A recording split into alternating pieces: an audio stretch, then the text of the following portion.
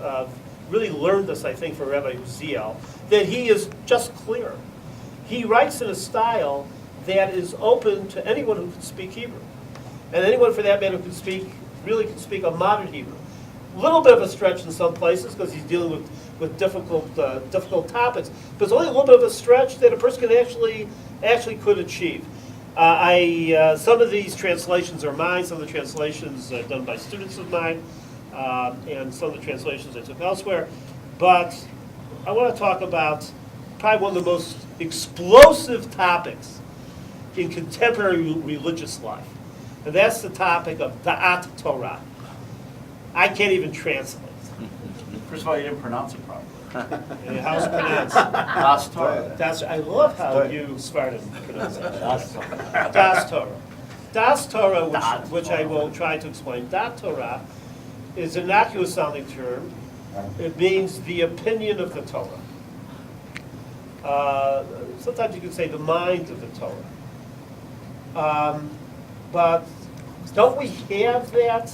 In other words, how do you resolve? You have an important question. You have an important question. Of course, the Talmud, the mission of the Talmud, and the rabbis in the Middle Ages always talk about giving answers.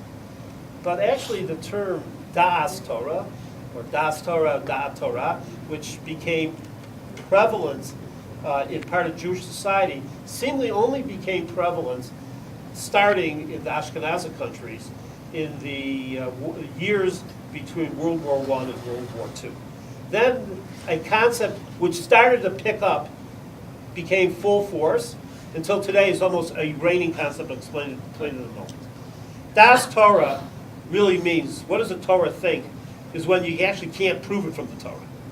In other words, you have a type of question that doesn't resolve itself so easily. You can have difficult questions regarding Shabbat. Someone just asked me a very difficult question the day before, or in kashrut, or you can have a difficult issue regarding civil legislation about a car ramming into another car. But the truth of the matter is, we have well-established precedents and procedures in order to answer that. But what do you do when the question becomes a larger question? Now I'm going to Europe for a moment. When should people pick themselves up and actually they see something's happening in those interwar years? Should they pick themselves up and leave Europe? It's very hard to find the exact quotation in the Talmud. And for that matter, should they pick themselves up and move to the land of Israel, where some rabbis would say it's a place of idolatry, or pick themselves up and go to America, which is not a land of idolatry, but it's something worse. I'm not sure what's worse. But these type of large, type of personal type of issues become something very important.